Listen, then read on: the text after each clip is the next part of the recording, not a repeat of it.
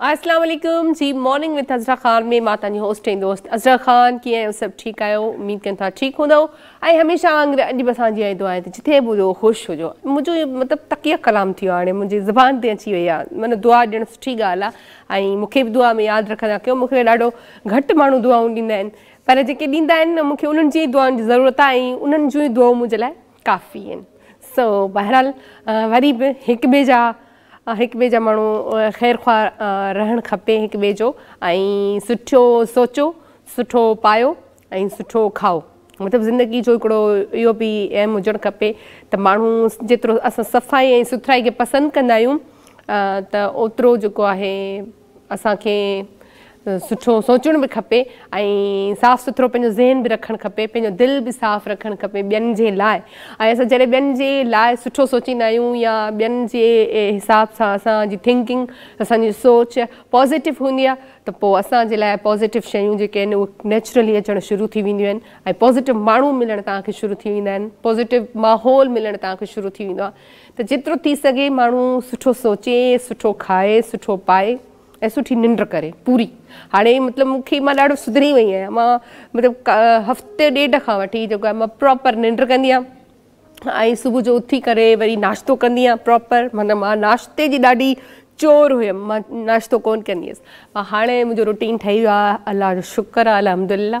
इहो इन लाइ ॿुधायां थी त जेके मूं जहिड़ा चोर हुजनि न उहे बि पंहिंजी माना हिमत करे सघनि था। मूं जहिड़ी लेज़ी छोकिरी जॾहिं हिमत करे सुबुह जो सवेर उथे थी त माना सम्झो दुनिया में सभु कुझु थी थो सघे। काशे नामुमकिन न आहे, मुश्किल आहे पर नामुमकिन न आहे।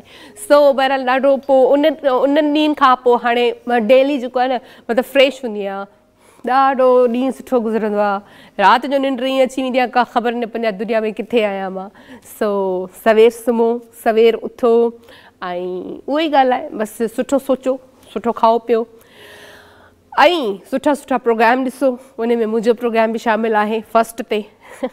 सो बहरहाल हिन सुठे प्रोग्राम जे लाइ असां ताउन कयो आहे। जीअं तव्हां ख़बर आहे असां ताउन कयो आहे GFS बिल्डर्स एंड डेवलपर्स वारनि, उन्हनि जी वॾी महिरबानी आहे जिन सां ताउन कयो आहे ऐं ईअं ई असांखे स्पॉन्सर कंदा रहंदा। उन्हनि मां इहा उमेद रखूं था। ऐं हिते भई रिहाइशी प्लॉट जेके आहिनि उहे 80 गज़ खां वठी 120 गज़ जा प्लॉट आहिनि। उन खां अलावा आसान महाना एक साथ पर अपना घर हासिल करें। वाह वाह, अञा छा खपे। नॉर्थ टाउन रेजिडेंसी फेज़ 4 में ही शानदार सहूलियत असांजे लाइ मुयसरु कई वई आहे GFS बिल्डर्स वारनि जी तरफ़ां। सो ही शानदार मौक़ो आहे, इन मां फ़ाइदो वठणु खपे माण्हू खे ऐं जेतिरो थी सघे माण्हू पंहिंजो जेको आहे सेविंग बि करे। या हिकिड़े क़िस्म जी असांजी सेविंग बि आहे, पंहिंजो घर बि थी वञे, सेव बि थी वञे सभु कुझु। सो अगरि तव्हां इंट्रस्टेड आहियो त वेलकम। GFS बिल्डर्स तव्हांखे कंदा ऐं तव्हां उन्हनि सां कॉन्टेक्ट करे डिटेल वठी सघो था ऐं उते वञी सघो था। सो बहरहाल राइट साइड ते जे तव्हांखे ख़बर आहे त कंहिं असां ताउन कयो आहे, असां ताउन कयो आहे डालडा कुकिंग ऑयल वारनि। सो हिननि जी बि वॾी महिरबानी आहे असां सां ताउन करण जी। ऐं अॼु जेको आहे डालडा ऑयल जेको मां पंहिंजे टेबल ते ई रखायो आहे त माना जीअं मां बि हिनखे वेझे खां ॾिसी सघां। सो बहरहाल हिननि जी वॾी महिरबानी आहे ऐं उहो ई आहे त जहाँ ममता वहाँ डालडा। हमेशह जिथे बि तव्हांखे कुकिंग कंदे अगरि का मां नज़र ईंदी त उहा हमेशह डालडा कुकिंग ऑयल हुजे या डालडा घी हुजे उनखे प्रेफर कंदी आहे ऐं उनजी पहिरीं पसंदि जेका आहे उहा डालडा ई हूंदी आहे। त डालडा वारनि जी वॾी महिरबानी आहे जिन असांखे हिन ख़ूबसूरत प्रोग्राम जे लाइ सहकार कयो आहे ऐं ॿिन्हिनि जी वॾी महिरबानी आहे। सो उमेद कयूं था ॿिन्हिनि मां सुठी उमेद रखूं था, हमेशह ईअं असां सां सहकार कंदा रहंदा। ब्रेक जो बि टाइम थियो आहे, ब्रेक ते हलंदासीं। ब्रेक खां पोइ खोड़ सारा महिमान घर हूंदा ऐं खोड़ सारी कचहरी थींदी, करे न वञिजो।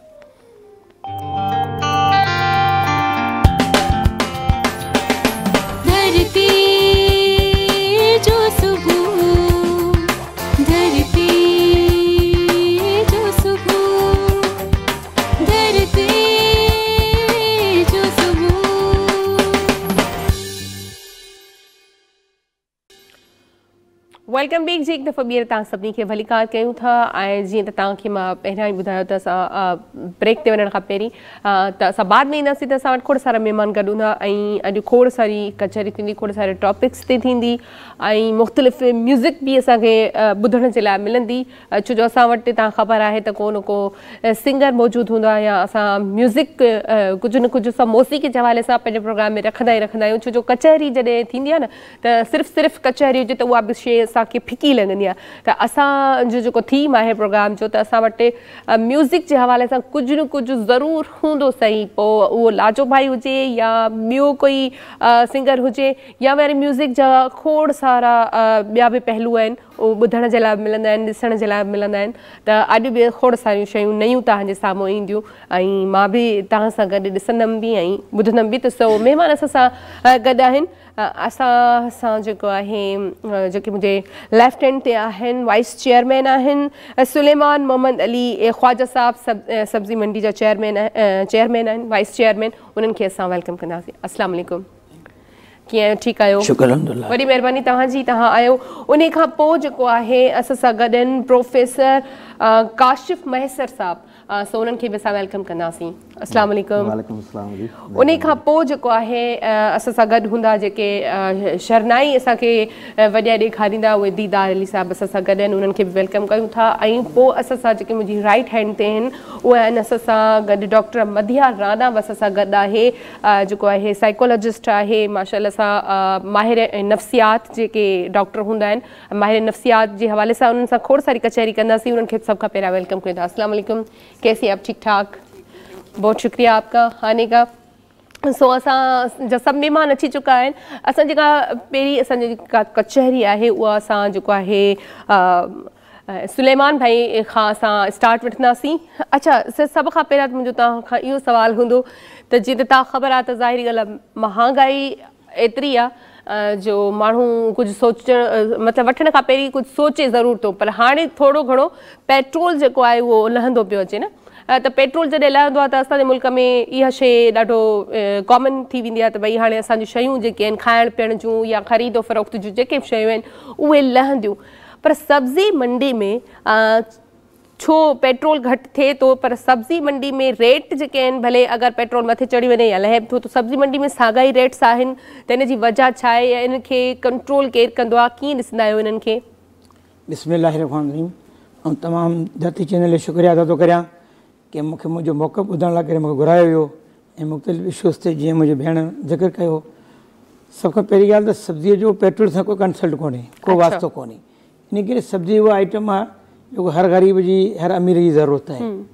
ऐं सभ खां वॾी तव्हां हिकिड़ी जनरल मिसाल तव्हांखे ॾियां त गोश्त खे तव्हां कंपेयर करियो, बकरे जो गोश्त 2000 रुपया केजी आहे, मुर्गी जो 700 रुपया केजी आहे। उन जॻह ते सब्ज़ी जेकी पटाटा हिन वक़्तु अॼु बि मां सब्ज़ी मंडी में 40 रुपया खां 42 रुपया केजी विकिणी अचां पियो। हाणे डायरेक्ट मार्केट मां हिते आयो आहियां। अच्छा। ऐं जेको वेजिटेबल खे तव्हां कंपेयर कंदा, बसर इन करे शार्ट थियो, बसर हिन वक़्तु तक़रीबन एक्सपोर्ट पियो थिए। बसर खे अगरि एक्सपोर्ट नथो मिले त बसर इहो साॻी 150 रुपया किलो लॻा जेको अॼु विकियो आहे उहो जेका 70 रुपया 80 रुपया 60 रुपया। अच्छा। सभ खां वॾी ॻाल्हि इन में जेको नुक़सानु थिए थो उहो ज़मींदार गिरोवस खे थिए थो। गिरोवस खे इन करे नुक़सानु थिए थो जो अगरि हिन जो रेट मिले थो ज़मींदार खे त वधीक बेस्ट ऑप्शन आहे, नथो मिली सघे त आरती बि मरे थो, पंहिंजो होलसेल बि जेको उन लाइ परेशानी आहे प्लस ज़मींदार लाइ। त असां पाण इहे तव्हांजे थ्रू हिकिड़ो सुठो ॿुधाईंदासीं चैनल जेके त इंतिज़ामिया खे इवन हाई अथॉरिटी खे त घटि में घटि ज़मींदारनि खे सब्सिडी ॾिनी वञे। मेडिसिन अॼु जेकी भाण जी बोरी आहे 3800 खां 4000 रुपया आहे, अॼु करंट पोज़ीशन आहे। DP आहे 13000 रुपया पर बोरी। हाणे 13000 रुपया वठी ज़मींदार जेको लॻाए थो त उनखे छा उनजो बेनिफिट थिए थो, पर उन तमामु एक्सपेंस को कंपेयर करियो त उन्हनि खे उहो रेट नथा मिलनि। अच्छा, त मतिलबु तव्हांजे चवण जो मतिलबु इहो आहे त सब्जी मंडी में जेके रेट्स आहिनि सब्जियुनि जा उहे ठीकु आहिनि पंहिंजी जाइ ते? बिल्कुलु आहे, बिल्कुलु ठीकु आहे। इन करे हाणे अॼु 40 रुपया किलो गोभी विकी आहे, 50 रुपया किलो तव्हांखे लिस्ट ॾेखारियां त मूं वटि मौजूदु आहे जेकी असांजी पर डे वेंदी आहे। 50 रुपया केजी मिर्च विकिया आहिनि। इन 50। अच्छा, जेकॾहिं सब्जी मंडी में तव्हांजे हिसाब सां रेट्स माना ठीकु आहिनि त पोइ शहर में एतिरी महांगी मिले थी, इनखे केरु कंट्रोल कंदो? हा, हाणे सुवाल थो कयो सुठो जेको तव्हांखे असां इहो ॿुधाइणु चाहियो तव्हां पाण सुवाल कयो, महिरबानी तव्हांजे हिन सुवाल जी।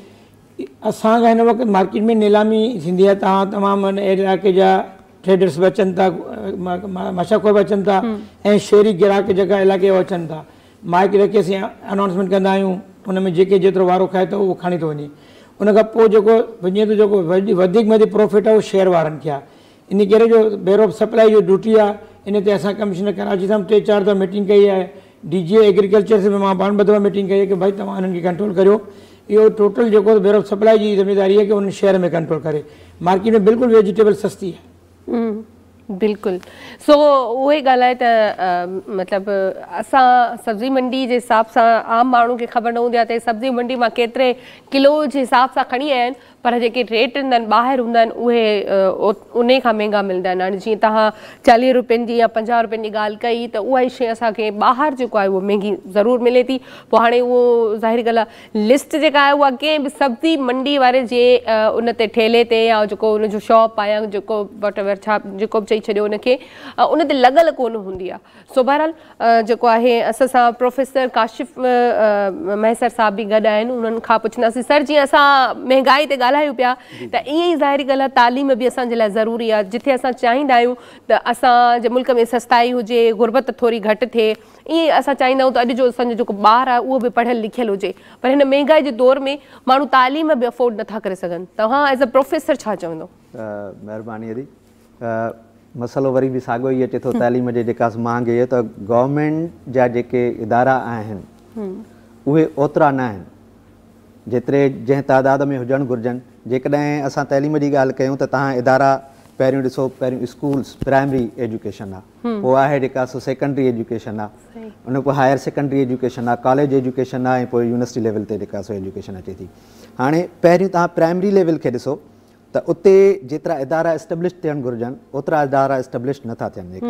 जेकॾहिं किथे को स्कूल आहे बि सही त उते फैसिलिटी कोन्हे का। हाणे फैसिलिटी कोन्हे। सभ खां पहिरीं दुनिया में जेके बि हीअ जेका तव्हां तरक़ी ॾिसो पिया था, जापान में आहे, जर्मनी में आहे या ॿिया जेके वॾा मुल्क आहिनि उनमें जेतिरी बि तरक़ी थी आहे इहा सिर्फ़ु तइलीम ॾे थी आहे। हाणे जेसिताईं असां तइलीम जा इदारा पूरा न कंदासीं, उते उस्ताद पूरा न कंदासीं, उते फैसिलिटी पूरी न कंदासीं त इहो कीअं मुमकिन आहे त मुल्क में तइलीम जेको आहे सो उहा सस्ती थिए। ॿियो हिकु इदारो हीअ आहे त प्राइवेट स्कूल माफ़िया जेका आहे उहा ॾींहं ॿ ॾींहं जेका सो गवर्नमेंट जेके स्कूल आहिनि उन्हनि खे नाकाम करण में जेका सो रुधल आहे जेका। छो जो हिकिड़ो अॼुकल्ह जेका स्कूल आहे उहा हिकिड़ी नंढड़ी फैक्ट्री आहे। हू को तइलीम ॾियण लाइ कोन स्कूल खोलियो आहे त हीअ मां स्कूल खोलियो आहे हिन में जेका सो माण्हू तालीम वठंदा, पर हू हुननि जी हिकिड़ी नंढड़ी फैक्ट्री आहे ऐं हुनखे कारोबार ऐं हू उनखे एतिरो एक्सप्लॉइट कनि था। हाणे जेकॾहिं तव्हां गवर्नमेंट जी जेका एम्प्लॉयमेंट जी जेका प्रोसेस ॾिसो त कहिड़े नमूने सां माण्हू कॉम्पिटेटिव एग्ज़ाम ॾेई ऐं जेका सो इंडक्ट थिए पियो हाणे, ठीकु आहे। ऐं उन्हनि जी सैलरी ॾिसो एज़ कंपेयर टू वरी प्राइवेट स्कूल जेके वॾा स्कूल आहिनि उन्हनि जी जेका सैलरी ॾिसो त जेके कॉम्पिटेटिव माण्हू आहिनि उहे गवर्नमेंट जी जेका सो एग्ज़ाम ॾेई उन साइड ते अची वञनि था। होॾे प्राइवेट लेवल ते वरी एक्सप्लॉइटेशन थिए पई उन्हनि माण्हुनि जी त उन्हनि खे घटि पघार ते रखी हू पैसा जेका तमामु घणा वठनि पिया ऐं हू नालो वरी यूज़ कनि पिया क्वालिटी एजुकेशन जो। ठीकु आहे, त असां जेका क्वालिटी एजुकेशन ॾियूं पिया था त हाणे उहा क्वालिटी। अच्छा, तव्हांजी ॻाल्हि कटिया पर तव्हां इहो नथा सम्झो हिते त मतिलबु जेकॾहिं प्राइवेट स्कूल्स एतिरो रोल अदा कनि था ऐं असांजा गवर्नमेंट स्कूल हूंदे बि असांजा जेके पेरेंट्स आहिनि उहो वधीक प्रिफर जेको आहे हिनखे प्राइवेट खे कंदा आहिनि, त मां जेका पर्सनली ॻाल्हि कंदसि त जेके प्राइवेट में पढ़ाइनि था टीचर्स उहे मुंहिंजे ख़्याल में ॿार खे वधीक तवजो सां पढ़ाइनि था बनस्बत गवर्नमेंट जे। त छा इनखे तव्हां थोरो मुंहिंजी ॻाल्हि मतिलबु केतिरे हद ताईं सही आहे त वाक़ई आहे? ॻाल्हि इहा आहे त वरी उहा मिसमैनेजमेंट जी ॻाल्हि अचे थी पई। मैनेजमेंट ठीकु आहे न, त स्कूल गवर्नमेंट जा कुझु स्कूल अहिड़ा आहिनि जेके बाक़ाइदा मिसाली स्कूल आहिनि जेका सो, ठीकु आहे, ऐं उते ॾिसो तव्हां त बाक़ाइदा तइलीम जेका सो मिले थी पई, पर उन जे जाइ ते तव्हां जेके प्राइवेट स्कूल आहिनि उते रेगुलरिटी आहे। ठीकु आहे, होॾे जेके सरकारी स्कूल आहिनि उन्हनि में स्टूडेंट जी जेका अटेंडेंस आहे उहा कोन्हे का, टीचर जी अटेंडेंस उहा कोन्हे का। हाणे जेसिताईं उनखे तव्हां ठीकु न कंदो तेसिताईं जेका उहो ज़ाहिर आहे डिफरेंस हिकिड़ो रहंदो, छो जो मेजॉरिटी जेका आहे ऐं ॿी जेका सियासी मुदाख़लत आहे, ठीकु आहे, त जेके पहिरियों भर्ती थी चुकियूं, जेके पहिरीं अपॉइंटमेंट्स थी चुकियूं उन्हनि में जेका तमामु घणी जेका सो सियासी अपॉइंटमेंट्स थी वई, तंहिंजे करे अटेंडेंस बि घटि थी रहे उस्तादनि जी बि ऐं ॿारनि जी अटेंडेंस। ऐं वरी जेका सियासी बदिलियूं थियनि पियूं डिस्ट्रिक्ट लेवल ते कंहिं DO जी डिप्टी DO जी या तालका एजुकेशन ऑफिसर जी, उहो सियासी तौर ते थिए पई। हाणे ज़ाहिर आहे जेकॾहिं उहे सभु शयूं सियासी तौर ते थींदियूं त पोइ गवर्नमेंट जो सेटअप जेको आहे सो एॾो इफेक्टिव जेको आहे सो न रहंदो। उनजे जाइ ते हिकिड़ो प्राइवेट स्कूल जो जेको प्रिंसिपल आहे या ओनर आहे उहो थोरो उनखे कंट्रोल्ड आहे। हाँ बिल्कुल बिल्कुल उन शयूं कंट्रोल इहो फर्क आहे। मतलब इहो जो निचोड़ियो निकिरे तो मैनेजमेंट जो थोरो जी जी रोल मिसमैनेजमेंट जेका सो तमामु गवर्नमेंट साइड ते मिसमैनेजमेंट तमामु घणी आहे। बिल्कुल। अच्छा डॉक्टर साहिब वेठे त इन्हनि सां ॻाल्हाईंदासीं। माहिर नफ़्सियात आहिनि त अॼुकल्ह त मां चवां थी हर माण्हू नफ़्सियाती थी वियो आहे। आजकल माहौल ऐसा हो गया हर एक बंदे को छोड़ के दूसरा नफ्सियात। तो ये जो वैसे मैं सबसे पहले ये पूछना चाहूँगी कि नफ्सियाती जो बीमारी हम कहते हैं कि यार इसको ये किसी माहिर नफ्सियात की ज़रूरत है, ये होती क्या है, पहले तो ये बताएं। मैडम जैसा मैं माहिर नफ्सियात हूँ और पहले मैं अपना थोड़ा इंट्रोडक्शन करवा देती हूँ ताकि लोगों को पता चले कि मैं क्या करती क्या हूँ। तो मैं क्लिनिकल साइकोलॉजिस्ट हूँ जिसको हम लोग उर्दू में माहिर नफ्सियात कहते हैं। तो मैं साइको सोशल सेंटर हलाल अहमर में वहाँ पे अपनी प्रैक्टिस करती हूँ एज अ कंसल्टेंट। और इसके अलावा Pakistan association for mental health की मैं एग्जीक्यूटिव कमेटी मेंबर हूँ और उनकी भी क्लिनिकल साइकोलॉजिस्ट हूँ। और मज़ीद मैं सर्टिफाइड CBT थेरेपिस्ट हूँ जिसको कहा जाता है कॉग्निटिव बिहेवियरल थेरेपी। ठीक है। और ये होती है जिनके सोच में खलल होता है, वही ना मनफी थिंकिंग होती है, नफ्सियाती थिंकिंग होती है, रवैये में की जो थेरेपी होती है उसको। और इसके अलावा सर्टिफाइड EMDR प्रैक्टिशनर हूँ। ये थेरेपी है जो भी सदमे के मसाइल से नफ्सियाती इश्यूज शुरू हो जाते हैं उनको आई मूवमेंट के साथ आप ठीक करने की कोशिश करते हैं। ठीक है। और इसके अलावा मैं YouTube पे अपना मेंटल हेल्थ अवेयरनेस का चैनल भी रन करती हूँ, एम्पैथी फॉर ऑल, और लिखती भी हूँ, मेरे आर्टिकल्स पब्लिश होते हैं। तो आपने ये मुझसे सवाल किया था कि आप किस तरह कौन से एक बेसिस होते हैं, क्राइटेरिया होता है जिसके ऊपर आप कह सकते हैं कि हाँ ये पर्सन नफ्सियाती है। तो देखें जो हम लोग कहते हैं ना, हम लोग डिसऑर्डर का नाम लेते हैं ना हर जगह पे, एंजाइटी डिसऑर्डर है, जैसा डिप्रेसिव डिसऑर्डर है, पैनिक डिसऑर्डर है। ठीक है। तो डिसऑर्डर यानी कि लैक ऑफ ऑर्डर, जो भी एक इंतज़ाम चल रहा है जब उसका इंतज़ाम ख़राब होना शुरू हो जाएगा तब हम लोग कहेंगे कि इसके अंदर डिसऑर्डर है। ठीक है। तो यही हो गया कि जब इंसान की अपनी पर्सनल फंक्शनिंग यानी कि स्ट्रेस मैनेजमेंट हो गया और उसके बाद इर्द गिर्द के उसके रिलेशनशिप, जो उसके वर्क के रिलेशनशिप्स हैं या उसके पर्सनल है, जैसे हस्बैंड एंड वाइफ हैं, बच्चे हैं, आपके जो भी फ्रेंड्स हैं, कलीग्स हैं, जब वहाँ पे मसाइल पेश आना शुरू हो जाए कि वो रिलेशनशिप्स ना आपसे मेंटेन हो पाए, उसमें झगड़ा करना और लड़ाई करना, ठीक है, और आपकी वर्किंग, आपकी फंक्शनिंग, पर्सनल फंक्शनिंग जिसमें आप जाके काम करते हो वो इफेक्ट होना शुरू हो जाए, तो तब हम लोग कह सकते हैं कि इनके अंदर कुछ मसला है या इनको कोई नफ्सियाती मसाइल है, यानी ये अपने स्ट्रेस को अब मैनेज नहीं कर पा रहे। तब हम लोगों के पास वो आते हैं तो हम लोग उसके हिसाब से उनको देखते हैं। इसकी वजूहत क्या है, मतलब क्यों ऐसा होता है लोगों के साथ? और दूसरा इसमें ये भी मैं ऐड करना चाहूँगी कि रोना, जो बंदा अक्सर रोता रहता है, तो उससे कितना हमारी मेंटल हेल्थ पे फर्क पड़ता है? ठीक। अच्छा, अब जैसा आपने मुझे क्वेश्चन किया ना कि रोने के हवाले से, अब वो ये है ना कि हर इंसान का अपना डिप्रेशन को दूर करने का अपना मीडियम होता है ना, ठीक है ना। कुछ लोग होते हैं रोते हैं, वो कहते हैं कि हमारी चले एक कई, अगर तो ये काफ़ी ज़्यादा होना शुरू हो जाए क्राइंग स्पेल्स इंसान में, क्योंकि हमारा एक बैक डिप्रेशन इन्वेंटरी है जो हम लोग साइकोलॉजिस्ट अप्लाई करते हैं देखने के लिए कि इसके अंदर कितनी डिप्रेशन के सिम्टम्स हैं, ठीक है ना, उसके अंदर नंबरिंग होती है। तो उसमें एक बड़ा क्वेश्चन है क्राइंग के बारे में कि आप कितना कर रोने का हवाले से है। तो अगर वो एक्सेसिव हो तो तब हम लोग डिप्रेशन का उसको कह सकते हैं कि ठीक है, वरना नॉर्मली कई दफ़ा होता है, देखिए अब कुछ ऐसे वजूहात हो जाते हैं जैसे कोई इंसान का प्यारा दुनिया से चला जाना, तो उस टाइम हमारा एक कल्चरली भी एक है कि हम लोग एक्सप्रेस करते हैं। कई दफ़ा होता है हम लोग बहुत ज़्यादा दुख और तकलीफ में होता है तब भी करते हैं, यानी ये वो ये कहा जा सकता है कि वो हसास तबीयत के हैं और अपनी एनवायरनमेंट से को ज़्यादा जल्दी रिस्पॉन्ड कर देते हैं, इस वजह से वो एक्सप्रेस, और टॉलरेंस लेवल भी थोड़ा कम होता है उसमें, तो इसलिए वो रोते हैं। सही। तो ये हो गया इस्लाम। अच्छा, खोड़ सारी अञा क्वेश्चन्स आहिनि या खोड़ सारी कचहरी आहे। अच्छा, उहा ई ॻाल्हि कयमि त अॼुकल्ह जो जेको माहौल हले थो, जीअं सर वेठो आहे, असां महांगाई ते ॻाल्हायूं था या एजुकेशन ते ॻाल्हायूं था। सुलेमान साहब चयो त सब्जी मंडी जे अंदरि जेके रेट्स वग़ैरह असां ॻाल्हायासीं, या खोड़ सारी कचहरी कंदासीं, या प्रोफेसर साहब आहे तालीम जे हवाले सां ॻाल्हाईंदासीं।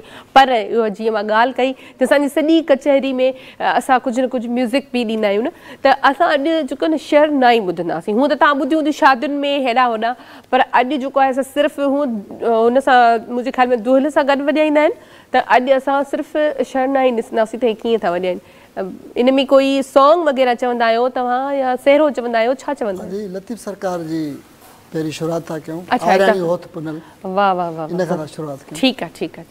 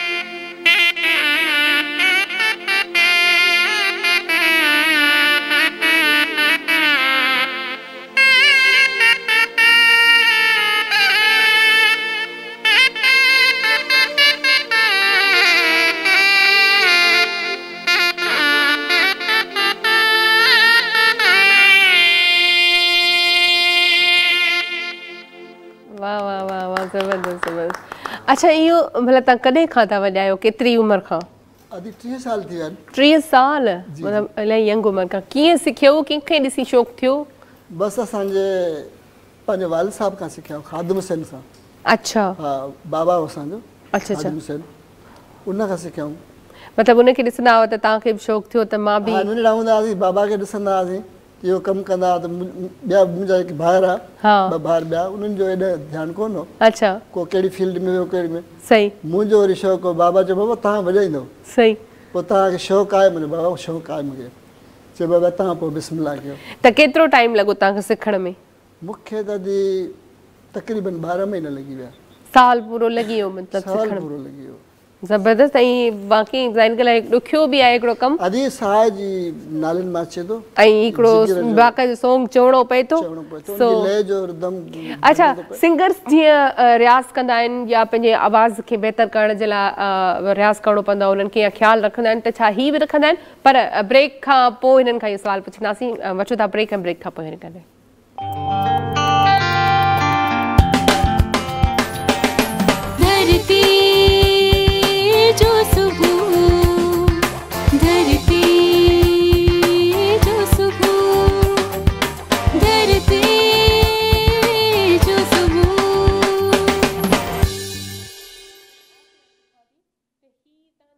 वेलकम बैक जी एक दफ़ो ॿीहर तव्हां सभिनी खे भली क़ाइद कयूं था न ख़ूबसूरत प्रोग्राम में अच्छा सुलेमान साहब असां गॾु आहिनि त असां सब्जियुनि जे हवाले सां या सब्जी मंडी जे हवाले सां ॻाल्हायूं पिया अच्छा तव्हां थोरी देरि पहिरियां ॻाल्हि कई त जेको ज़मींदारनि खे जेका गवर्नमेंट जे तरफ़ां सब्सिडी ॾिनी वञे ओड़ी तरह सां नथी ॾिनी वञे त तव्हां छा गवर्नमेंट खे सजेशन ॾींदो पहिरीं ॻाल्हि त सभ सां आदि ॻाल्हि सभु गवर्नमेंट खे असां खां इहो चऊं था त गवर्नमेंट असांखे फैसिलिटी ॾे जेकी बि चीज़ असीं मार्केट में अचे थी जॾहिं हुनजो रेट नथो अचे त ऑलरेडी हुननि खे असीं वेस्टेज में करे छॾियूं था उन लाइ करे असां सिटी गवर्नमेंट खे 2 दफ़ा लेटर लिखिया हुआ नेमतुल्ला खे की भई असांखे त कोल्ड स्टोर बनाए ॾिना वञनि ताकी जेको चीज़ असीं वेस्टेज वञे त असीं हुनखे स्टोर करे सेकेंड टाइम हुनखे यूज़ करे सघूं ताकी आवाम खे उहो रिलीफ मिली सघे ॿिए नंबर ते जेकी सब्सिडी तव्हां ॻाल्हि कई गवर्नमेंट जी त उन में हिन वक़्तु मेडिसिन ते 17% जी टैक्स लॻे पियो मेडिसिन लॻंदी हाणे उहे 17% ज़मीदार 100 ते 17 रुपया गवर्नमेंट भरे ज़मीदार ॾिए थो उहो जे सब्सिडी गवर्नमेंट ज़मीदार खे मिले ऑलरेडी उन में जेको ज़मीदार खे फ़ाइदो थींदो ऐं टी ॻाल्हि जेकी आहे ज़मीदारनि में बि इहा असां तव्हांजे थ्रू चैनल जे थ्रू चवंदासीं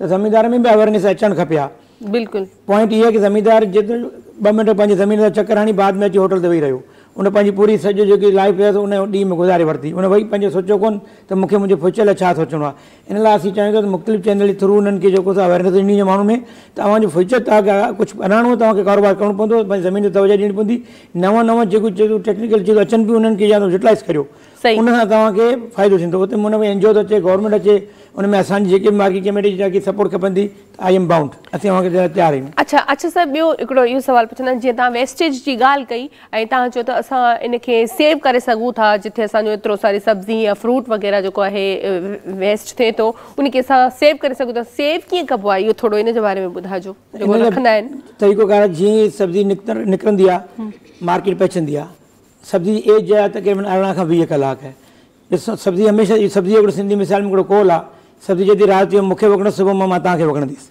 हीअ सब्जी हिकिड़ो कोल आहे त जॾहिं विकिणणु असांखे थी अचे त असीं हुनखे विकिणण लाइ करे बेस्ट ऑप्शन असीं हुनखे स्टोर करे छॾियूं ताकी हुनजी एज वधी वञे सेकेंड टाइम उहो वरी बि उन साॻी दुकान ते अची विकिजे त हुनखे जेको फ़ाइदो थिए ज़मीदार खे हाणे इन में नुक़सानु ज़मीदार जो बि आहे इन में नुक़सानु दुकानदार जो बि आहे इन में नुक़सानु जो परचेज करण वारो हुनजो बि आहे हाणे तव्हांखे नंढी मिसाल ॾियां त हिकिड़ो परचेज़र मुख़्तलिफ़ लियारी अचे थो लालूखेॾ अचे थो मुख़्तलिफ़ इलाइक़ो अचे थो 5-6 आइटम 8 आइटम वठी करे पंहिंजे ठेले ते विकिणे थो हाणे 5 किलो वठी थो वञे उन 5 किलो ते हुनखे जेको मार्केट में 40 रुपए किलो वठी आयो आहे उनखे उन सॼी राति पाण असांखे परचेज कयो मार्केट मां वरी पंहिंजे घर खणी आयो उनखे ट्रांसपोर्ट लॻो पहले त उहो विकिणे थो उन में 4 किलो विकिया 1 किलो बची पियो 5 किलो विकिया में 8 किलो माना हुन 3 किलो बची पिया त ऑलरेडी हुनजी वेस्टेज आहे उहो घटि वधि रेट विकिणी हुनखे पंहिंजा पैसा पूरा करणा अथव इन करे हाई प्राइस में विकिणे थो जो हुन वटि ॿियो ऑप्शन कोन्हे अच्छा सर तव्हां जे ॻाल्हि कई चलो तव्हांजी ॻाल्हि खां सहमत आहियूं त हू हाई प्राइस में विकिणंदो पर ॾिसो हिकिड़ो 60 रुपया किलो अगरि बसर या टमाटा खणे थो उहो अगरि विकिणे थो 1 किलो 200 रुपया त हाणे तव्हां ॿुधायो त किले ते हुन घणा बचाया इहो मतिलबु पंहिंजी महिनत खां वधीक थो वठे न बिल्कुलु असां जेके बि जिते बि इंतिज़ामिया में वेठा आहियूं जंहिंमें असां ब्यूरो ऑफ सप्लाई सां कमिशनर कराची सां मीटिंगूं कयूं उनमें असां इहो ई बार बार चयो तव्हां जेतिरी बि परचेजिंग जेको असां करे वञनि था शहर में तव्हां उन्हनि खे जेको सो वेरीफाई करियो उन्हनि ते तव्हां इन खां तव्हांखे वधीक सुठी ॻाल्हि हिकिड़ी ॿी तव्हां में शेयर करियां इजाज़त तव्हांजी त इन में असांजे चैनल जो बि कमु आहे त असां जेकी लिस्ट डे वाइज़ कढूं था उहो बाक़ाइदा चैनल ते अचणु खपे मुख़्तलिफ़ चैनल मूंखां डे वाइज़ रिपोर्ट वठनि था बिल्कुलु उन्हनि में स्लाइड हले त की सपोज़ आहे की भिंडा 50 रुपए किलो त ऑलरेडी कंहिं न कंहिं चैनल ते कंहिं न कंहिं जॻह ते कंहिं ॾिठा कंहिं शख़्स त भिंडी 50 रुपए किलो त ऑलरेडी हुन दुकान सां डिबेट कयो, आर्गुमेंट कयो कि भई हाणे चैनल ते 50 रुपए ॾिसी आयो तव्हां मूंखे 1400 रुपया घुरो। ऑलरेडी जॾहिं दुकानदार पंहिंजो कस्टमर दुकानदार सां आर्गुमेंट कंदो त ऑलरेडी दुकानदार में कुझु न कुझु फेवर ॾींदो, त हुनखे परचेजिंग में पंहिंजे 40 रुपए में पई आहे त उहो जेको तो 100 रुपया करण लाइ अवॉइड कंदो। इन में अव्हां जो चैनल जो बि वॾो किरदारु आहे कि अव्हां माण्हुनि में अवेयरनेस ॾियो। हाँ, छो जो इहा ॾाढी सुठी ॻाल्हि तव्हां ॿुधाई त इहो हुजणु खपे, छो जो जेकॾहिं तव्हां चओ था न ज़मींदारनि जो बि किथे न किथे नुक़सानु आहे, ऐं जेके सब्जी विकिणनि था सब्जी मंडी वारा उन्हनि जो बि किथे न किथे नुक़सानु आहे, ऐं जेके ॿाहिरि विकिणनि था मतिलबु उहो फ़ाइदो त घणे में घणो उन्हनि खे थियो न, ऐं जेको वठंदड़ आहे उहो बि नुक़सान में आहे। त जेके विकिणंदड़ आहिनि उन्हनि खां जीअं असां कॾहिं कॾहिं ईअं थींदो आहे त कोई लिस्ट घुरी वठंदा आहियूं पर उहा लिस्ट ॾेखारींदा कोन्हनि, छो जो उन्हनि खे ख़बर आहे त असुलु रेट हिते हिन में हीअं लिखियलु आहे, ऐं उहो जॾहिं सब्जी मंडी मां खणनि था मुंहिंजे ख़्याल में सब्जी त हुननि खे उन हिसाब सां ॾिनी वेंदी आहे त हिते तव्हां 5 रुपया पंहिंजा महिनत जा बचाए सघो था, त हू पर ट्रिपल वठंदा आहिनि। ईअं त ट्रिपल थी वई त हिकु शइ तव्हांखे 40-50 रुपया किलो मिले ऐं तव्हां खपायो 200 किलो, छो जो असां सॼी राति जाॻिया आहियूं, महिनत कई आहे, भई हुनजो कहिड़ो ॾोह जेको वठण थो अचे। सो बहरहाल प्रोफेसर साहिब असां सां गॾु आहिनि ऐं बेनज़ीर भुट्टो शहीद यूनिवर्सिटी लियारी जा प्रोफेसर आहिनि, ऐं लियारी जे लाइ जॾहिं बि ॻाल्हि ईंदी आहे त सर लियारी में हिकु अहिड़ी तमामु सुठी यूनिवर्सिटी ऐं उन में तव्हां प्रोफेसर आहियो, तालीम जे हवाले सां उन इलाइक़े जे हवाले सां पुछंदसि त लियारी जो जेको अवाम आहे उन में केतिरो मतिलबु शऊर आहे पढ़ण जे हिसाब सां, या यूनिवर्सिटी जो जेको माहौल आहे लियारी जे अंदरि उहो कीअं आहे? हा दी, हीअ जेका यूनिवर्सिटी आहे बेनज़ीर भुट्टो शहीद यूनिवर्सिटी लियारी जेका इहा इस्टेब्लिश थी 2012 में सिंध गवर्नमेंट असेंबली जे एक्ट जे तहत। अच्छा। छो जो इन खां पहिरियां जेका सो गवर्नमेंट सेक्टर में हिकिड़ी यूनिवर्सिटी हुई कराची यूनिवर्सिटी। सही। ठीकु आहे। हाणे उहा एतिरे माण्हुनि खे केटर कोन पई करे त पूरे कराचीअ खे जेका सो स्टूडेंट्स खे हू तालीम ॾेई सघे जेका सो उन लाइ पीपल्स पार्टी जी गवर्नमेंट 2012 में 2 यूनिवर्सिटियूं जेका सो इस्टेब्लिश कयूं, हिकिड़ी कई बेनज़ीर भुट्टो शहीद यूनिवर्सिटी लियारी कराची ऐं ॿी आहे जेका सो SMI सिंध मदरसतुल इस्लाम जेका सो। हाणे हीअ लियारीअ जो जेको इलाइक़ो हुयो बिलीव कयो त हीअ ईअं पियो लॻे, छो जो उन वक़्तु जेका सो गैंगवार ऐं ॿिया फॾा फसाद तमामु घणा को वञण जे लाइ उते तयारु कोन हूंदो हुयो। उन टाइम में उते ही जेको हिकिड़ो रोशनीअ जो हिकिड़ो किरणो हुयो जेका सो यूनिवर्सिटी जेका उते जेका सो गवर्नमेंट इहा एस्टेब्लिश कई जेका, उन खां पोइ उते ही मखसूस कई वई कुझु टाउन्स जे लाइ त इन्हनि जूं सीटूं जेका सो रिज़र्व आहिनि, जंहिंमें 4 टाउन हुया, जंहिंमें Lyari town, गडाब town, Malir town ऐं क्यामाड़ी टाउन। हाणे इन्हनि जूं सीटूं जेके आहिनि उहे रिज़र्व कयूं हुयूं, छो त इन्हनि इलाइक़नि खां स्टूडेंट जेके हुआ उहे घटि पिया अचनि, छो जो उन जूं मार्क्स घटि हुयूं त उहो कराची यूनिवर्सिटी में जेका एडमिशन जेका सो न पिया वठी सघनि, उन लाइ उन्हनि जे लाइ जेका सो रिज़र्व कयूं हुयूं। त पहिरियां जेको आहे 2012 में ही जेका सो यूनिवर्सिटी स्टार्ट थी त आहिस्ते आहिस्ते माण्हू अचणु शुरू थिया जेका सो लियारी जा, ऐं ॾिसंदे ॾिसंदे हिन वक़्त ताईं जेका तमामु घणी इनरोलमेंट आहे इन जी, ऐं हिकिड़ी चेंज आई, पॉज़िटिव चेंज आई जेका पूरी लियारी में तइलीम जे हवाले सां, जिते माण्हू सिर्फ़ु जेका सो मैट्रिक इंटर या वधि में वधि BA जेका सो पास हुया या MA प्राइवेट कंहिंजी थियल हुई, पर हिन यूनिवर्सिटी सां जेका सो मुख़्तलिफ़ कंप्यूटर जा शोबो आहे, कॉमर्स जा शोबा आहिनि, फार्मेसी आहे, उन्हनि में जेका सो तालीम वठणु जेका शुरू कई ऐं अॻिते आया। ऐं अॼु हिकिड़ी जेका सो तमामु वॾी चेंज तव्हांखे लियारी में नज़र ईंदी, हिकु पढ़ियल लिखियल तबिको तमामु वॾे अंदाज़ में तव्हांखे नज़र ईंदो। इन जो सबबु जेको आहे सो लियारी यूनिवर्सिटी जेका हिते इस्टेब्लिश कई बेनज़ीर भुट्टो शहीद यूनिवर्सिटी, उनजो वॾो किरदारु आहे ऐं उनखे ई घटि करण में इनखे इन रिजिडिटी जेका हुई, जेका माण्हुनि जे रवैयनि में सख़्ती उनखे घटि करण में बि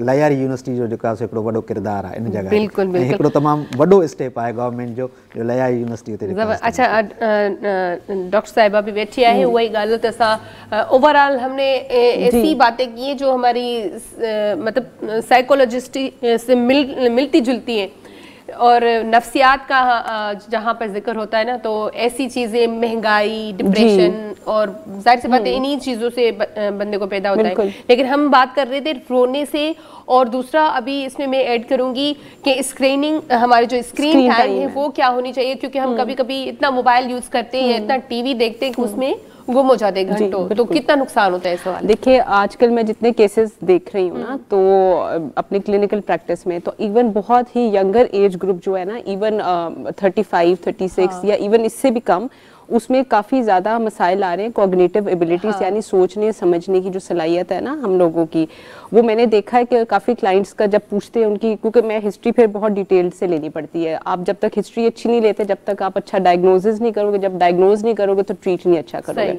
और उनके जब लाइफस्टाइल में आता है तो एक्सट्रीमली अनहेल्दी लाइफस्टाइल होता है, ठीक है, और उसमें स्क्रीन टाइम बहुत ज़्यादा है कि मतलब रात को भी आईपैड, रात को मतलब 2 देर तक देखना, लैपटॉप, जॉब पे लैपटॉप बहुत ज़्यादा यूज़ करना है, या स्टूडेंट है तो वो तब चले, वो डिमांड है, ठीक है, मतलब आपका वर्क है, राइट। लेकिन एक होती है म्याना रवि, आप म्याना रवि को एक्सीड करते हो, जब जो आपका तवाज़न है उससे आप एक्सीड करते हो तो ज़ाहिर बात है वो मसाइल होते हैं। इन आपका पूरा एक एनवायरनमेंट में जितना आप तवाज़न से दूर होते हो ना, तो उतना ही आपके लिए मसाइल होते हैं। तो उसमें यही होता है कि उनकी लाइफस्टाइल एक्सट्रीमली अनहेल्दी, मतलब कि डाइट का ख्याल नहीं रखना है, अनहेल्दी डाइट है, फिर एक्सरसाइज कोई नहीं है, ठीक है, वॉक कोई नहीं है, और फिर मेंटल हेल्थ की जो हम लोग एक्सरसाइजेज बताते हैं जैसे ब्रीदिंग की एक्सरसाइजेज है वो भी नहीं है, और स्क्रीन टाइम बहुत ज़्यादा है, और आईपैड का बहुत ज़्यादा एक्सेसिव यूज़ है। अब आप मेरे से पूछ रही थी ना, तो उसका हमारी मेंटल एबिलिटीज़ पे ऐसे फ़र्क पड़ता है कि अब हमारा एक हार्मोन होता है डोपामिन, वैसे डोपामिन हम लोगों को हैप्पी रखने के लिए एक बड़ा एक वाइटल हार्मोन है, लेकिन जब इसकी एक्सेसिव जो होती है प्रोडक्शन होती है, और वो होती है आपके स्क्रीन टाइम से, जब आप स्क्रीन टाइम बहुत ज़्यादा यूज़ करते हो, गेम्स बहुत ज़्यादा यूज़ करते हो ना, वीडियो गेम्स होता है, तो डोपामिन जो होता है हमारा प्लेजर हार्मोन होता है ना, प्लेजर सीकिंग हार्मोन होता है, तो जब बहुत एक्सेसिव मयार में ये बहुत ज़्यादा प्रोड्यूस होता है, तो हमारे अंदर जो एबिलिटीज़ होती हैं हमारी थिंकिंग की, जो हमारे कॉर्टेक्स से होती है, ठीक है, जो हमारा ब्रेन का एक देखा जाता है तो अखरोट का जिस तरह होता है ना, उस तरह का हमारा ब्रेन होता है, तो हमारा एक जो फ्रंट वाला पार्ट है उसको कॉर्टेक्स कहते हैं। कॉर्टेक्स हमारी अंडरस्टैंडिंग के ऊपर, हमारी जजमेंट के ऊपर, हमारी रीजनिंग के ऊपर काम करता है। तो इससे क्या होता है, जब डोपामिन बहुत ज़्यादा रिलीज होता है और कॉर्टेक्स बार बार उसको इंस्ट्रक्ट कर रहा होता है कि मतलब काम डाउन होना या इन चीज़ों को थोड़ा सा रिड्यूस करना, तो जब एक्सेसिव यानी कि आपका एक्सपोजर उस स्क्रीन टाइम के साथ हर वक्त, तो अगर आप उसके साथ हो तो डोपामिन बहुत ज़्यादा रिलीज हो रहा है, तो इससे क्या होता है हमारी कॉर्टेक्स जो होती है वो थिन होती जाती है। इसी वजह से होता है ना, कहते हैं ना वो ब्रेन श्रिंक होना, थिन होना, तो कॉर्टेक्स हमारी अटेंशन के ऊपर यानी हमारी कॉग्निटिव एबिलिटीज़ के ऊपर काम करता है। जब वो कॉर्टेक्स थिन होना शुरू हो जाता है, डोपामिन बहुत होता है रिलीज, तो इससे हमारा स्क्रीन टाइम, हमारी वेल बीइंग यानी कि पूरी हमारी शख्सियत पे, हमारी खैर अफियत के ऊपर जो भी हम लोग काम, बिल्कुल असरअंदाज होता है। इसीलिए बच्चों में जो ADHD के जो मसाइल है ना, attention deficit hyper active disorder, जो मैं काफ़ी अपने डील करती हूँ और ट्रीट करती हूँ, बच्चों में भी इसी वजह से ये है ज़्यादा, क्योंकि बच्चे भी बहुत ज़्यादा वीडियो गेम्स और बहुत ज़्यादा स्क्रीन टाइम के साथ आईपैड के साथ, तो जिसका बच्चा बस रोता है वो मोबाइल दे देते हैं, क्योंकि आप वही हो गया ना, आप उस रोने वाले बिहेवियर को रीइंफोर्स कर रहे हैं, आप उसको और मजबूत कर रहे हैं, उसको वो रीइंफोर्स, उसका आईपैड है वो उसको मिल जाता है, तो उधर से उसका बिहेवियर वो वाला रीइंफोर्स हो जाता है। ADHD बड़ों में भी मैं बहुत सारा देख रही हूँ, अब मतलब इवन आते हैं तो वो कहते हैं कि हमारी अटेंशन, जब उनके ऊपर टेस्ट लगाया जाता है, जो हमारे ADHD के हम लोग जो साइकोलॉजिस्ट यूज करते हैं, प्रॉपर टेस्ट होते हैं, उसके बाद डायग्नोज होता है, तो जब वो अप्लाई करते हैं तो सारे सिम्टम्स आते हैं। और इवन देखें ना कि मतलब 31, 30 it's a very younger age group, बच्चों में भी ADHD और बड़ों में भी मतलब वो होना, तो और वरना तो देखा जाए तो ओल्डर एज में जाके कॉग्निटिव एबिलिटीज आपकी एज के फैक्टर से कम होना शुरू हो जाती है। वो तो एक नेचुरल एक फिनोमेना है, इंतजाम है जो हमें अल्लाह ने दिया हुआ, ठीक है, लेकिन इंतजाम से ये हो गया ना कि अब क्योंकि हमारा नीड जो है, हम लोग जो अब चीजें इस्तेमाल कर रहे हैं उनमें म्याना रवि नहीं रखते, तो इस वजह से ये वसाइल होते हैं। चीजें आपकी बात से यही जाहिर हो रही है कि काफी चीजें हमने खुद ही खराब की हुई है, और हमने ऐसी आदत अपने खुद में डाली हुई है, अपने बच्चों में डाली हुई है कि हम फिर खुद कहते हैं कि यार बंदा फला बंदा है वो जो डिप्रेशन का मरीज है, या ये डिप्रेशन में रहती है या रहता है, मतलब वो चीज़ें हमने खुद अपने ऊपर तारी हुई हैं। सो इन्हनि खां ज़ाहिर कल आखी गुरेज़ करणु खपे, दिमाग़ हिकु ई कलाक या 2 कलाक या अधु कलाक कंहिं हिकु जॻह ते लॻल हूंदो आहे, त उहो ई दिमाग़ में मथे में सूर थींदो आहे, चक्कर अची वेंदा आहिनि। सो ॿारनि जे हवाले सां बि असां नफ़्सियात जे सां पुछंदासीं, ॿारनि में बि नफ़्सियाती मरीज़ थींदा आहिनि, नंढा ॿार उहे छो थींदा आहिनि, छाजे लाइ थींदा आहिनि, पर जेको आहे पहिरियां सनाईंदासीं पोइ, त छा ॿुधाईंदो हाणे? ठीकु।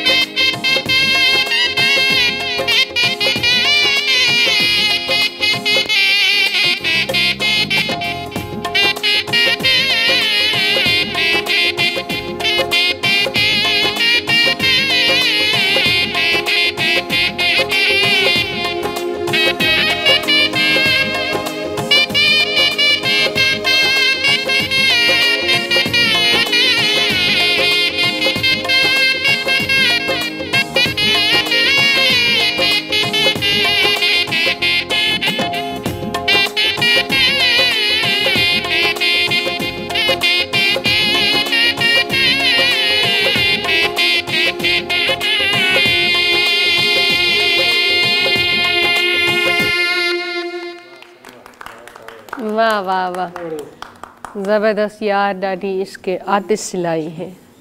सो बहरहाल ब्रेक जो भी टाइम थिए त ब्रेक ते हलंदासीं ऐं ब्रेक खां पोइ वरी ॻाल्हायूं।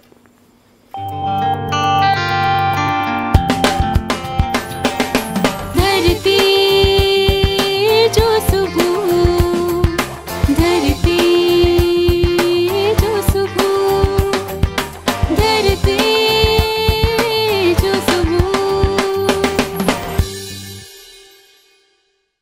वेलकम बैक जी, एक दफ़ो ॿीहर तव्हां सभिनी खे भलीकार कयूं था असांजी ख़ूबसूरत ट्रांसमिशन में।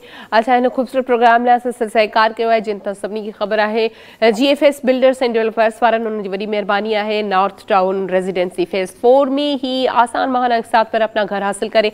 हर कंहिंखे पंहिंजो घर हासिल करण जी हिकिड़ी ख़्वाहिश हूंदी आहे, विश हूंदी आहे त मूंखे पंहिंजो घर हुजे, भली पोइ उहो चाहे हिकिड़े कमरे जो हुजे, पर जेको आहे हर कंहिंजी इहा विश हूंदी आहे। सो तव्हां ही ख़ूबसूरत मौक़ो GFS बिल्डर्स एंड डेवलपर्स वारनि ॾिनो आहे, हिन मां जेको आहे फ़ाइदो हासिल करे सघो था।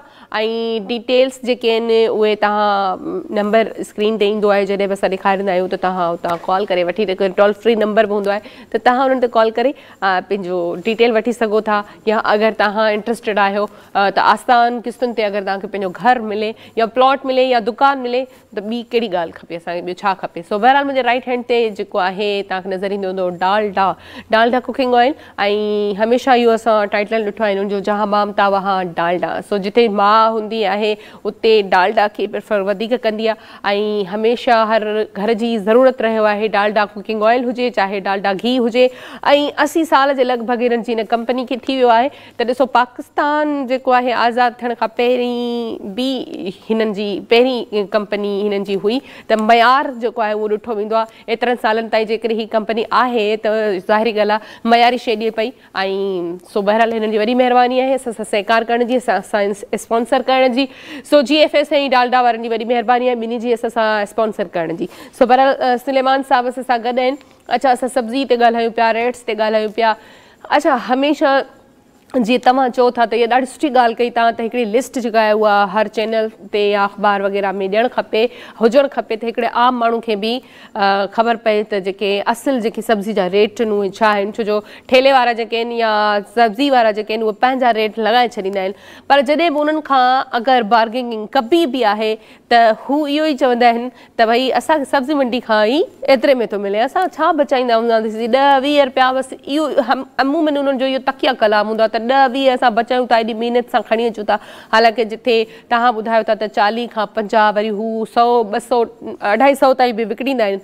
त अगरि उहे लिस्ट नथा लॻाए रखनि त उन्हनि जी जेका आहे ज़िमेदारी, जेका बेसिकली जेका ज़िमेदारी आहे उन्हनि वटि लिस्ट हुजणु खपे हर हिकु ठेले ते या हर हिकु सब्ज़ी वारे वटि। अगरि नाहे त इहा कंहिंजी ज़िमेदारी आहे? अजी सुठो सवाल कयो तव्हां। ये ब्यूरो ऑफ सप्लाई की जिम्मेदारी है। मार्केट कमेटी कराची लिस्ट कढी थी, डे वाइज निकिरंदी आहे। इन लिस्ट जे भी तव्हांखे थोड़ा कारण ॿुधायां। फर्स्ट ये है कि कमिश्नर कराची की टीम ईंदी आहे मार्केट में, वो शाम रात जो तकरीबन 3 बजे विज़िट कंदी आहे। जेकी भी ओपन ऑक्शन में नीलामी थींदी आहे उनजो रेट कंपेयर करे मार्केट कमेटी दफ़्तर में वही उनखे लिस्ट वेंदी आहे। उन खां पोइ second option bureau of supply जी टीम ईंदी आहे, वो उनजी वेरीफाई कंदी आहे। पोइ हिकु लिस्ट मार्केट कमेटी बनाए कमिश्नर कराची खे मोकिलींदी आहे। उन कमिश्नर कराची जी खां पोइ जेको सो उहो मुख़्तलिफ़ इलाइक़नि में डिस्ट्रीब्यूशन थींदियूं आहिनि। असां छा कंदा आहियूं, मार्केट कमेटी जे गेट ते जेको फ्रंट गेट आहिनि उते बाक़ाइदे लिस्ट वारो वेंदो आहे, खणंदो आहे, भई तव्हां ॾियो 5 रुपया पर कास्ट आहे, पर असां हुनखे चऊं था विदाउट चार्ज खणो, ताकि गवर्नमेंट एतिरो माण्हू खणी सघनि, हर दुकानदार लॻाए। पर सवाल इहो कि दुकानदार खणण लाइ तयारु कोन्हे। इन लाइ करे ब्यूरो ऑफ सप्लाई उन्हनि ते जुर्माना करे उन्हनि खे जेको मुख़्तलिफ़ तरीक़े सां अवेयरनेस ॾे, तॾहिं वञी उहो माण्हू जेको इन चीज़ के क़ाइल थींदा।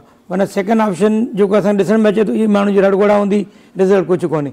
सॼो ब्लेम लॻे थो मार्केट सब्ज़ी मंडी ते, सब्ज़ी मंडी महांगी आहे। तव्हां बाक़ाइदे मुख़्तलिफ़ चैनल असां वटि ईंदा आहिनि, डे वाइज ईंदा आहिनि, असीं उन्हनि खे बेनिफिट ॾींदा आहियूं, उन्हनि खे आइटमूं ॾेखारींदा आहियूं। इन करे सब्ज़ी जेतिरी कोशिशि कंदा आहियूं असीं जल्दी सेल थिए, ताकि हर कंहिं दुकानदार खे पहुचे ऐं उन्हनि खे जेको इलाइक़े जे माण्हुनि खे उहा फैसिलिटी अवेल थिए। बिल्कुलु बिल्कुलु, इहे सही था चओ था, ईअं बिल्कुलु थियणु खपे।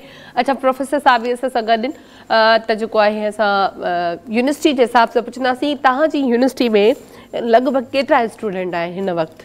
हिन वक़्तु असांजी यूनिवर्सिटी में तक़रीबन जेके आहे उहे 4000 खां स्टूडेंट मथे आहे 4000 खां मथे आहिनि मुख़्तलिफ़ डिपार्टमेंट। बिल्कुलु मुख़्तलिफ़ जेके डिपार्टमेंट हिन वक़्तु जेका सो तक़रीबन 10 खां मथे डिपार्टमेंट्स आहिनि जेके उते रन थियनि था पिया लयारी यूनिवर्सिटी में। अच्छा मां थोरो इन ते तव्हां खां पुछणु चाहींदसि, जीअं असां महांगाई जी ॻाल्हि कयूं था त हर कोई सुठी तालीम जेको आहे अफोर्ड न करे सघंदो आहे ऐं हर कंहिंजी ख़्वाहिश हूंदी आहे त मां सुठे खां सुठी तालीम या सुठे खां सुठी यूनिवर्सिटी में पढ़ां, त छा तव्हांजी यूनिवर्सिटी में अहिड़नि स्टूडेंट्स जे लाइ कुझु आहे स्कॉलरशिप वग़ैरह त जेके स्कॉलरशिप ते अॻियां अचनि या अगरि फीस पे नथा करे सघनि त उन्हनि जे लाइ कुझु आहे?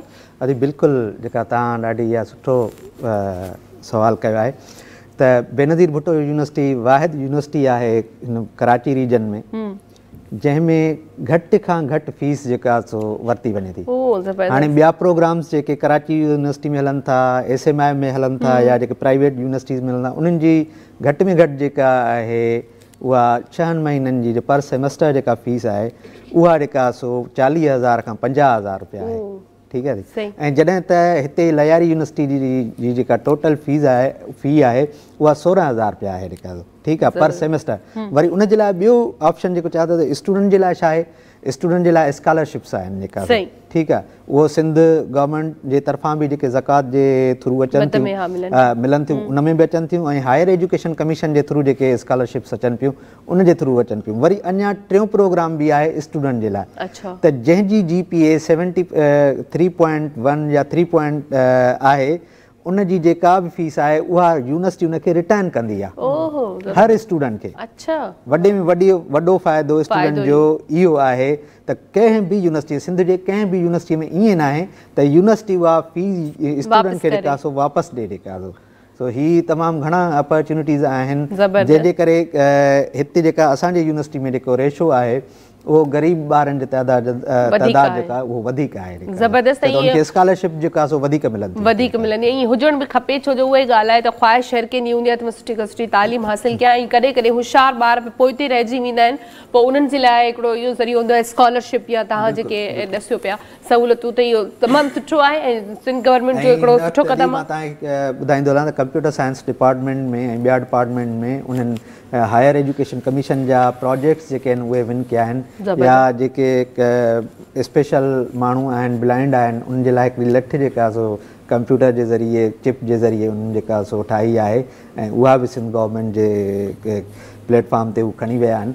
त स्टूडेंट ॾाढा मेहनती आहिनि ऐं टीचर्स बि उन सां गॾु जेका सो महिनत करे यूनिवर्सिटी जो नालो इहा ॻाल्हि ॾाढी सुठी कई तव्हां ऐं नो डाउट असांजी सिंध में टैलेंट ॾाढो आहे। बिल्कुलु सिर्फ़ु हिकिड़ो मौक़ो खपे, पॉलिश जी सिर्फ़ु ज़रूरत आहे, उन्हनि खे आगाहीअ जी ज़रूरत आहे, उन्हनि खे अवेयरनेस जी ज़रूरत आहे, उन्हनि खे एजुकेट करण जी ज़रूरत आहे ऐं हर फील्ड रस्तो ॾेखारण जी ज़रूरत आहे। बिल्कुलु हर फील्ड में असांजी सिंध में नो डाउट टैलेंट मौजूदु आहे। अच्छा डॉक्टर साहिबा गॾु आहे त असां थोरो ॿारनि जी नफ़सियात ते ॻाल्हाईंदासीं। अच्छा बच्चों में भी ये नफ्सियाती बीमारियां हो जाती हैं, तो क्या वजह है बच्चों में, या मतलब बिहेवियर के हिसाब से होती हैं या किस तरह बच्चों में ये होती है?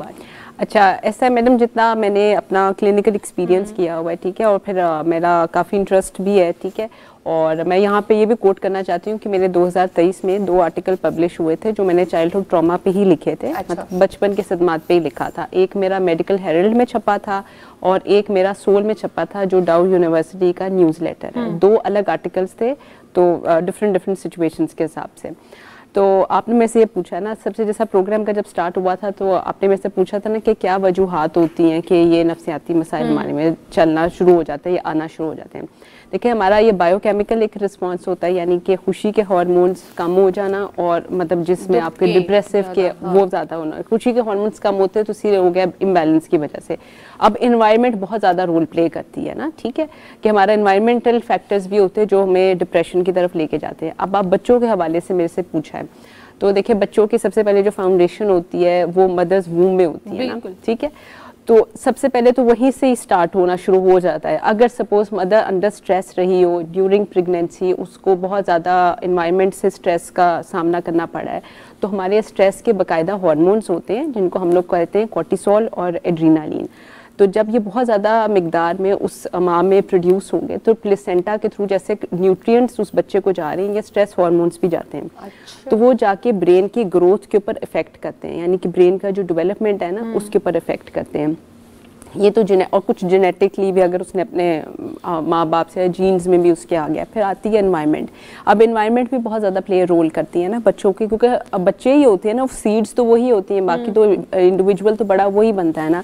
अब अगर वो बच्चा जो है ना, अगर एक्सपोजर रहा है उसका बहुत ज़्यादा एडवर्सिटी के साथ, जिसको हम लोग इंग्लिश में एडवर्सिटी कहते हैं और बाकी हम लोग उर्दू में आसान ज़बान में हम लोग कह सकते हैं कि जो भी माहौल में ऐसी चीज़ें जो जाके उसके नफ्सियात को बुरे तरीके से इफ़ेक्ट करती हैं। अच्छा, तो जब वही हो गया ना कि जब वो बेबी है उसकी सिक्योर अटैचमेंट नहीं बन रही, यानी कि जो भी बच्चे की नीड्स होती है ना, रो कर जो वो कहता है ना सिक्योर अटैचमेंट्स, वही होते हैं ना कि अगर केयर गिवर या मदर जो है या पेरेंट्स जो है ना, मदर और फादर दोनों हो गए, केयर गिवर हमारा फैमिली ज़्यादा बड़ी होती तो और भी लोग होते हैं ना हमारे साथ रहते, तो उसमें अगर बॉन्डिंग अच्छी नहीं डेवलप होती, उसमें भी एक सीड हो जाता है, ठीक है ना। समझ ले कि ये डिफरेंट सीड्स होते हैं, जैसे हम लोगों के बीज होते हैं ना एक फसल के, इसी तरह यही बीज होते हैं कि ये क्योंकि बच्चे होते हैं, ये बीज होते हैं, आगे फसल इन्होंने बनना होता है ना, प्रॉपरली करना होता है, तो फंक्शनिंग होती है। फिर अगर उन्हीं बच्चों का एक्सपोजर हद से ज़्यादा डोमेस्टिक वायलेंस के टुवर्ड्स हो, जिस तरह कि मेरे पास काफ़ी ज़्यादा क्लाइंट्स आते हैं जिनको मैं हैंडल करती हूँ, और उसमें जब बच्चों से, क्योंकि बच्चों की भी करती हूँ थेरेपी, तो बच्चों से जब पूछा जाता है डॉक्टर के साथ उनकी एक रेपो डेवलप होना शुरू हो जाते हैं। उसमें वो बहुत ज़्यादा कहते हैं कि मामा पापा आपस में बहुत झगड़ा करते हैं, डोमेस्टिक वायलेंस है घरों में, ठीक है, तो ये जाके उनकी नफ्सियात पे इफेक्ट करता है। वो जाके वही हो गया ना, वो चीज़ें इंटरनल, घर का माहौल बहुत ज़्यादा ये हो गया। उसके बाद फिर बच्चों को अंदर जो आजकल जिस तरह कि क्योंकि हमारे स्कूल्स वगैरह में इसके बारे में ही बात की जाती, ठीक है, हमें जो मुझे लगता है कि हमारे कल्चर में रहते हुए सेक्स एजुकेशन के बारे में बच्चों को बताना चाहिए कि गुड टच क्या होता है, बैड टच क्या होता है। बच्चे मोलेस्ट भी बहुत होते हैं, बहुत ज़्यादा, उनको जिनसी तौर पे अपनी सेटिस्फेक्शंस के लिए बच्चों को इस्तेमाल किया जाता है, तो वो बच्चे क्योंकि अवेयर नहीं होते, उनको नहीं पता होता कि इस टच का क्या मीनिंग है, ठीक है। बच्चों को तो उनको टॉफ़ी चॉकलेट का लालच दे के ये सब चीज़ें करके, तो वो प्लेजर तो उनको मिल रहा है ना चॉकलेट से या जो भी टॉफ़ी खाने से उसका, तो वो बच्चे मोलेस्ट भी होते हैं, सेक्सुअल अब्यूज़ का भी शिकार होते हैं, ठीक है। और अवेयरनेस लोगों में है नहीं है, लोगों में एजुकेशन नहीं है ना, ना पेरेंट्स में एजुकेशन है, अवेयरनेस नहीं है कि भी कैसे बच्चों को बताया जाए कि गुड टच क्या होता है, बैड टच क्या होता है। तो ये बच्चे फिर बड़े होना शुरू, फिर इमोशनल अब्यूज़ बहुत बच्चों में होता है, इमोशनल, जिसका कि हम लोग तो वैसे कहा जाता है जैसे कि डोमेस्टिक वायलेंस शायद किसी बड़े के लिए ना कि मतलब, हालांकि डोमेस्टिक वायलेंस का कोई एज क्राइटेरिया नहीं, बच्चे भी डोमेस्टिक वायलेंस का शिकार होते हैं, जो बच्चों पे तशद्दुद किया जाता है, जो हम लोग कॉमनली समझ रहे थे कि बच्चों को मारेंगे इससे क्या, ये तो बच्चा है, फॉरगेट कर देगा। हालांकि उनके एक स्कीमास होते हैं बच्चों के, उसमें उन पे जाके वो इम्प्रेशंस पढ़ना शुरू हो जाते हैं, और जो भी बच्चों को इमोशनली अब्यूज़ करते हैं और बुरे अल्फाज कहते हैं कि तुम बुरे हो या जिस तरह नलायक हो, या इस तरह कि हम लोग कह के बड़े होने के नाते कह देते कि भूल जाते कि बच्चे हैं, लेकिन ये बच्चों में ये चीज़ें इंटरनलाइज होना शुरू होती है, तो उनके माइंड में इंप्रेशंस बनना शुरू होता है, वो इन्हीं इंप्रेशंस के साथ बड़े होते हैं, क्योंकि इसमें ब्रेन ग्रो कर रहा होता है, ब्रेन डेवलप नहीं हुआ होता सही तरह, तो वो जो भी इंफॉर्मेशन आप उसको देते हो ना, वो उसी तरह रजिस्टर हो जाते हैं, उसी तरह वो स्कीमास बनना शुरू हो जाते हैं, और एज भी वल्नरेबल होती है, हसास बहुत होती है। बिल्कुल बिल्कुल। अच्छा, वाकई में ॾाढी हिकिड़ी अहम ॻाल्हि डॉक्टर साहिबा कई, त वाकई ॿारनि खे जेको असां माहौल ॾींदा आहियूं न, ॿार उन में ई हूंदा आहिनि, ऐं कॾहिं कॾहिं तव्हां पंहिंजे ॿारनि सां फ्रेंडली न हूंदा आहियो, त अगरि ॿार खे कुझु बि ॿाहिरि जीअं हिननि ॻाल्हि कई त उन्हनि खे न आहे ख़बर त बैड टच छा आहे ऐं गुड टच छा आहे न, त उहो तव्हांखे ॿुधाए न सघंदा आहिनि, त मतिलबु कोई टीचर आहे या कोई ट्यूशन ते वञे थो या कोई रस्ते में उनखे कुझु टॉफ़ी वग़ैरह या चॉकलेट जी लालच ॾेई कोई अहिड़ियूं शयूं करण जी कोशिशि करे थो, त ॿारु ॿुधाए न सघंदो आहे कॾहिं कॾहिं, छो जो उनखां अहिड़ो घर खां उनखे अहिड़ो माहौल नाहे मिलियल हूंदो, त ॿारनि सां हमेशह जेको आहे पंहिंजो फ्रेंड वांगुरु रहो ऐं उन्हनि खां पुछंदा कयो, ॿारनि सां वेहंदा कयो, भले ज़रूरी न आहे त तव्हांजा नंढा ॿार आहिनि त उन्हनि खे ई, पर जेके वॾा आहिनि असांजा जेके स्कूल गोइंग आहिनि या यूनिवर्सिटी ताईं वञनि था ॿार असांजा, उन्हनि सां पेरेंट्स खे खपे, पंहिंजे माउ पीउ खे खपे त उन्हनि खां वेही पुछा कनि, ॻाल्हाइनि ऐं ॿुधाइनि शयूं। सो बहरहाल तमामु सुठो प्रोग्राम थियो अॼु जो, ऐं इलाही इंफॉर्मेटिव प्रोग्राम थियो, हिकिड़ो सब्ज़ी जे हवाले सां बि थी वियो, ऐं जेको आहे मेंटल हेल्थ जे हवाले सां बि थी वियो, एजुकेशन जे हवाले सां बि थी वियो, ऐं तव्हां जेको आहे शहनाई बि जेको आहे ॿुधी त कीअं शहनाई वॼाइबी आहे, ऐं पूरो साल हिननि खे लॻी वियो सिखण जे लाइ, त ज़ाहिरी ॻाल्हि आहे सिखण जे लाइ टाइम लॻंदो आहे, ऐं प्रॉपर हिन दौर में परफेक्ट त केर बि कोन्हे को, हर कोई रोज़मर्रा नयूं नयूं शयूं सिखंदो आहे, अॼु असां बि रोज़मर्रा कुझु न कुझु सिखंदा ई आहियूं। मैसेज ॾियणु चाहींदो को लास्ट में सर? मां बार बार चवंदुसि आवाम खे अवेयरनेस ॾियण लाइ करे मीडिया खे वॾो किरदारु अदा करिणो पवंदो, ऐं मीडिया उहो शइ आहे, social media, print media, electronic media, इन सां आवाम में वॾो अवेयरनेस ईंदो। हर नई नई चीज़ूं जेके टेक्निकल चीज़ूं अचनि थियूं उहो माण्हू उनखे यूटिलाइज़ कनि ताकी अचण वारी फ्यूचर न हमारी असांजी नस्ल उन एग्रीकल्चर खे ज़्यादा जो आहे डेवलपमेंट करे फ़ाइदो पहुची सघे।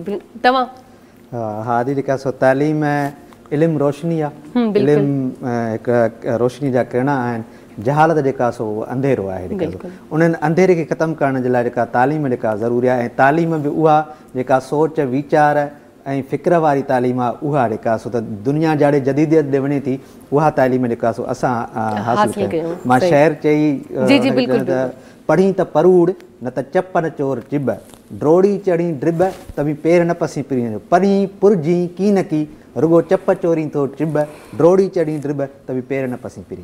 ज़बरदस्त।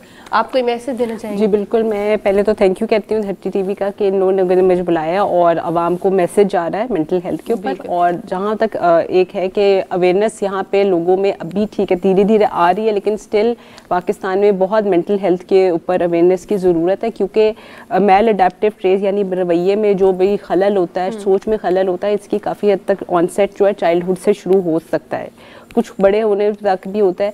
लेकिन कई दफ़ा तो क्योंकि लोगों में एजुकेशन उस तरह नहीं है, अवेयरनेस नहीं है, तो ये ट्रेड्स इतनी ज़्यादा पक्की हो जाती हैं कि फिर उनको ट्रीट करना मुश्किल होता है। तो वही हो गया ना कि जितना अवेयरनेस होगा, जितना लोगों को पता होगा, तो वो उसी वक्त जब इलाज शुरू होगा तो उतना ही इफेक्टिव होगा। तो ये ज़रूरत है।